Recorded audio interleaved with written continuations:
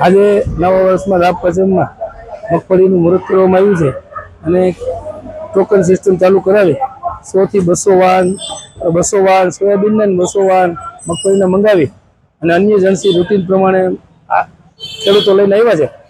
એની હરાજી ચાલુ કરી દીધેલી છે અને બપોર સુધીમાં બધા માલની હરાજી થઈ અને વેપારીઓનો માલ પલળે નહીં એવી પૂરી તકેદારી રાખી અને આનો નિકાલ કરવામાં આવશે.